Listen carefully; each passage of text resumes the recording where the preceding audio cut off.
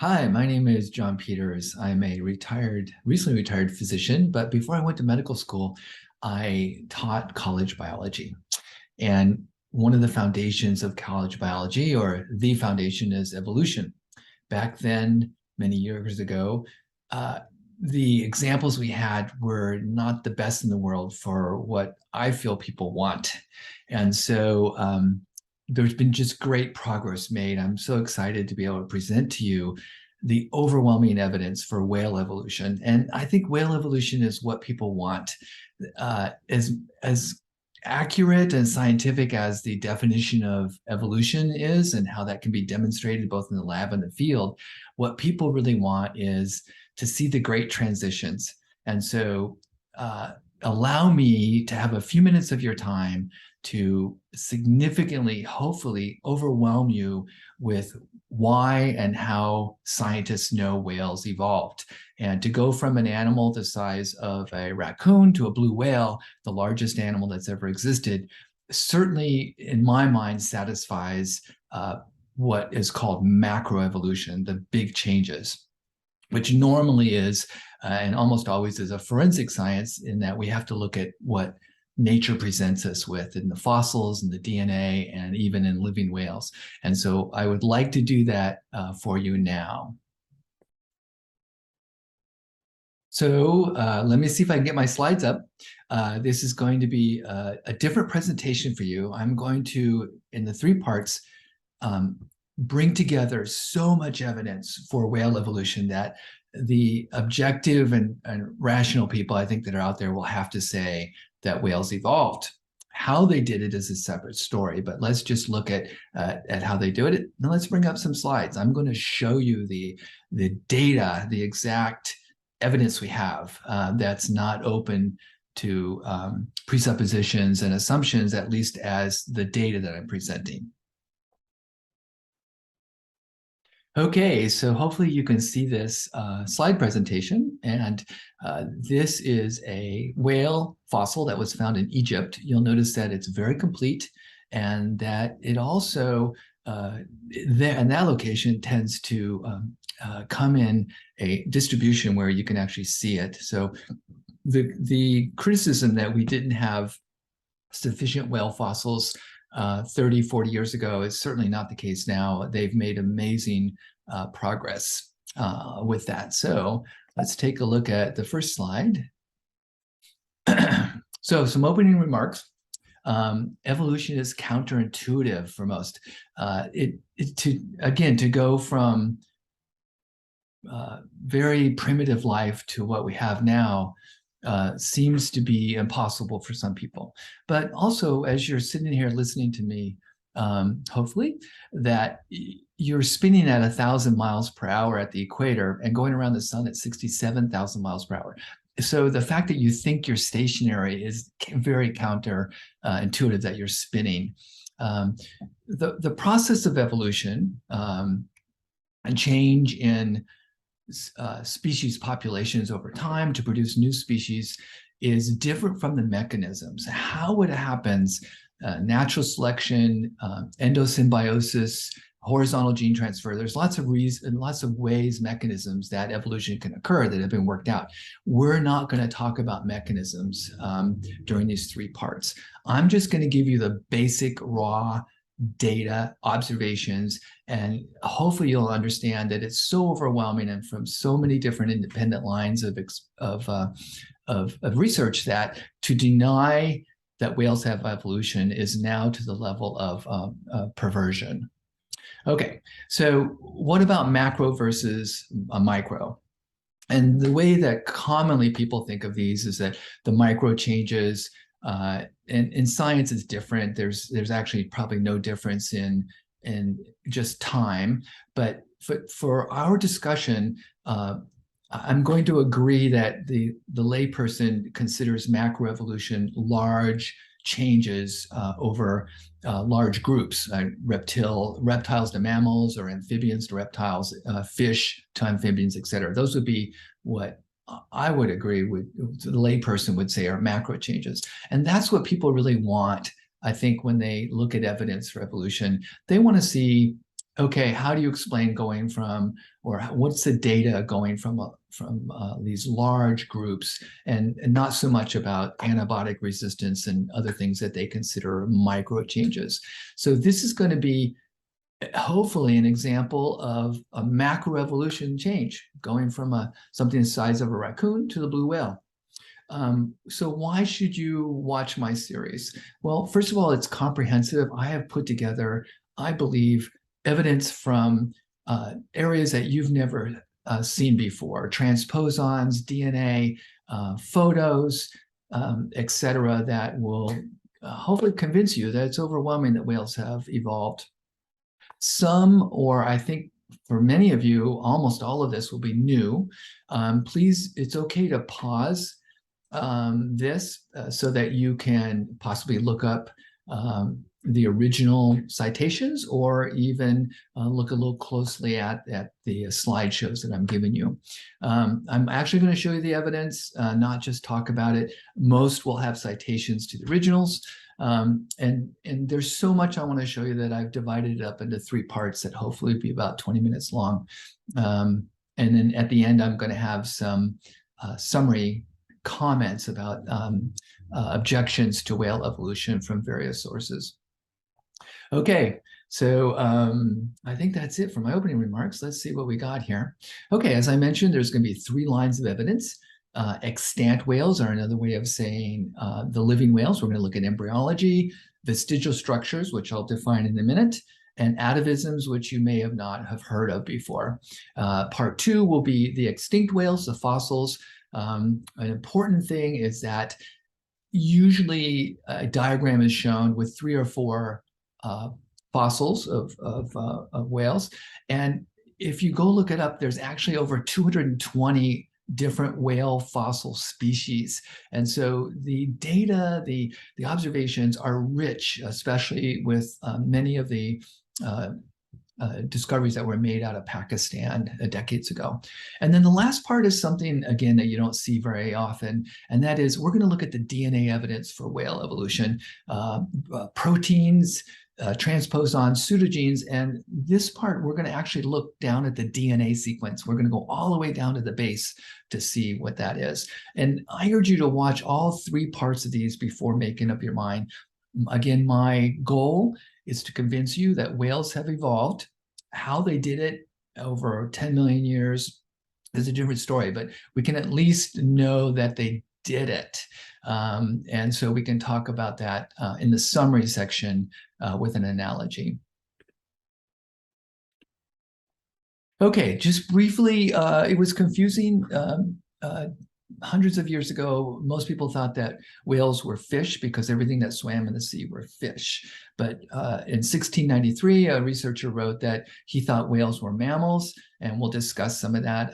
They have milk, they suckle their young, they have anatomical features, some whiskers at their nose. Sometimes that indicates that they had hair. So people began to think, oh, maybe these are not fish, maybe they're mammals. Then 1883, just after Darwin published his book in 1859, a researcher by the name of Flower noticed that there were some vestigial features that were characteristic of land animals. He looked at them and he thought that they were probably related to ungulates, which is true. Those are the hoofed mammals like deer.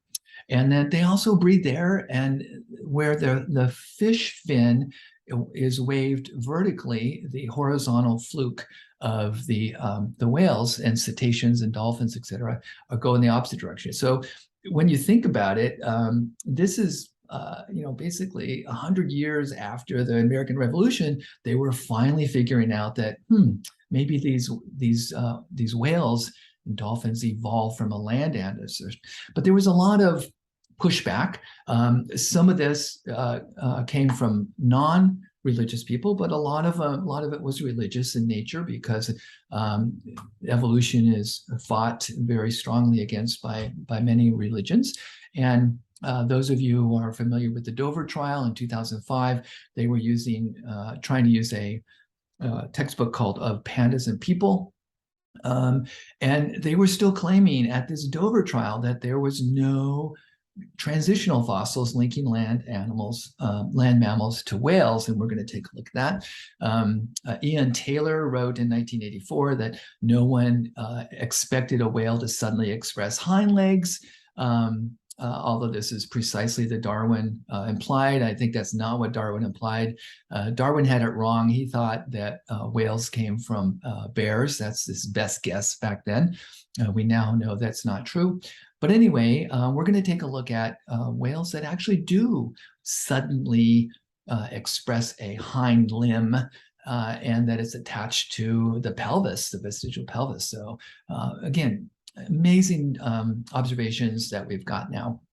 And then, and also Alan Hayward, my last quote here is was a old world creationist. He wrote that a land animal that was in the process of becoming a whale would fall between two stools, would not be fitted for life on land or sea, and would have no hope for survival. And again, we're going to take a look at that in part 2.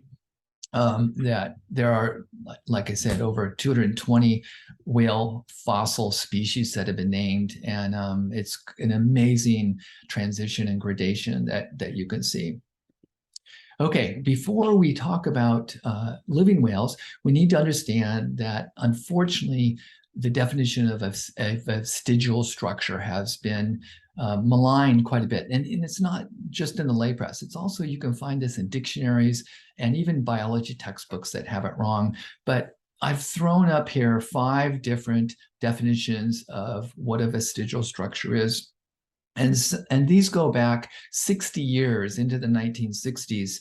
And it's the clear best definition is that a vestigial structure is one that either has no function, has lost its function, or the function has been changed into a more rudimentary form. And I'm going to allow you to just stop the slide here, and you can go through these and see that these are all very good, some recent and some very old, that go back many, many decades, that a vestigial structure is not necessarily one that has lost its function. Rather, it's lost its original function. So please pause that and read that if you need to. Very important. I'm sorry that biology textbooks and definitions have it wrong, but they often do. Okay, so let's start looking at some of the structures. If you were to dissect a dolphin or a whale, that you would see that would start to give you clues that these ancestors of these whales and dolphins actually were on land. So if you look at nerves in the whale, you'll see that there are some nerves that run out to the tip of the nose that used to be used for smell. These are vestigial olfactory nerves. Turning to the ears, it turns out that whales have an ear canal, or they used to have an ear canal in their ancestors, that has been closed up because it doesn't sort of function anymore. And now we call this a vestigial streak, or an auditory meatus, which is a ear canal that has been collapsed down to where it just forms a streak. If you look at the fetus of a developing whale, it is covered with hair, and it loses all of that as it develops further on towards birth, only to leave usually some whiskers at certain parts of its body where the hair used to be. And also, whales have a 4-chambered stomach, which harks back to their ruminant ancestors that were on land, similar in terrestrial ruminants that chew their cud, cows, deer, etc. So these, I think all of these 4 structures or characteristics that you see in modern whales are difficult to explain unless whales had an ancestor at some time that was on land. All right, the picture that you see on your left is a picture of a Pacific gray whale. It's in Seattle that I took, and I'm very, very important that you draw your attention to this bone right here. It is actually hanging by a thread. It's not attached to any of the rest of the whale skeleton. And this is the vestigial pelvis that we're going to talk in a minute. It's out there in the blubber, not attached to the spine at all. So you need to explain that structure if evolution is not true. On the right, you'll see a dolphin skull, and you'll notice that the blowhole is actually made up of two chambers, and these are the old nasal passageways that used to go out to the nose, which we're going to see in a minute in the fetus also. So again, these are best explained, I think, by evolution and not by a de novo creature that was formed. Okay, now let's look at this vestigial whale pelvis. On the left is a human pelvis. You can see it has an ilium at the top. Those are the wings, and you sit on the ischium when you sit down. There's a hole in the middle called the obturator, acetabulum, etc. So this is well known to medical students and students in anatomy and physiology courses, etc. Now, if you're a whale anatomist and you go and look at that bone that's sitting out there in the blubber on the sides, I have on the right side 4 species that have these bones. And if you're an anatomist, it's very easy to identify these bones as being vestigial. For example, there's the northern right whale. You can see the ischium, the ilium, the pubis, and in this one, there's even the femur parts of what was a vestigial leg attached to the right whale pelvis. There's a fin whale, again, the femur, the pubis, ilium, ischium. Killer whale has a very, very rudimentary vestigial pelvis. And then the sperm whale, you can see also the old, what would have been the femurs attached there. These are very easy for anatomists to take a look at. Okay, let's go on to some more here. Now, when you look at the fin, the forefin of a whale or dolphin, you'll notice that the bones are interesting in that they hark back to the animal's original ancestors. Again, if one were to design a whale that was going to be in the sea from the beginning, never had an ancestral trait, you would probably not use the same bones that you and I have. So if you look at the human arm to the right in the upper left-hand corner, you'll see it has a radius, an ulna, a humerus bone is the top, and then 3 sets of bones, the carpal bones, the metacarpals, and then the phalanges for the fingers. And this is exactly what we find out when you dissect a whale or a dolphin fin, the upper fins. It looks like the upper limb and hand of a mammal that used to be on land, because the best explanation is that's exactly where it came from. There's a river dolphin on the right. You can see how similar it is to our hand.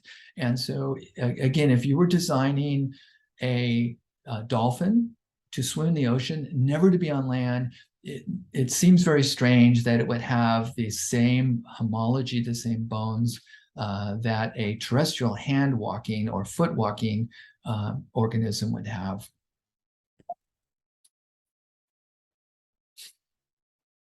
Okay, let's see if we can get this to move along. All right, so let's look at some more anatomy of modern whales and see if there are hints that they could be land animals in their ancestry. So this is if you look at the development of a dolphin, you can see right here the nostril grooves. It starts out basically with the nose, and then as the fetus is developed, it migrates up to the middle part of the face, and then ends up in a mature dolphin as the blowhole on top of its head. Again, the best explanation of this is that it evolved from a land animal, and during the development, it has to change, has to work with what it's got. If these animals were designed from the beginning to look exactly like an adult dolphin, it seems strange to me that you would start out with nostrils and then change them to a blowhole later. Also, these animals have small ear muscles where their ears used to be. Ears are great for hearing on land in the air, but not so much for in in the ocean, and so they're vestigial, but there's still small ear muscles in the area on the sides of his head where the ears used to be. In belugas, they still have a rudimentary ear, outside ear that's called the pinna, that is not completely regressed yet.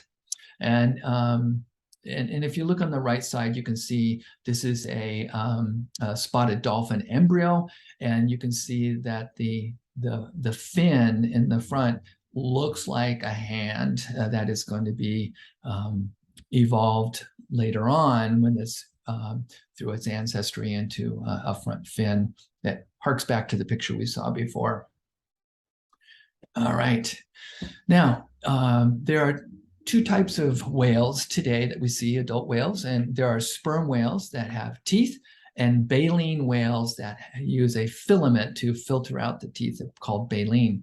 And the scientists have worked out that as whales evolved, they were all from toothed ancestors to begin with, so that the baleen whales had ancestors that had teeth in the past. And so if that's true, we might see some evidence of that. And indeed we do. This is in a baleen whale embryo, the fetus that was dissected, and they've removed the parts of the jaw. And you can actually see tooth buds that are lining up to form teeth. These regress, and of course a baleen whale that has no teeth, but its ancestors had teeth in the past.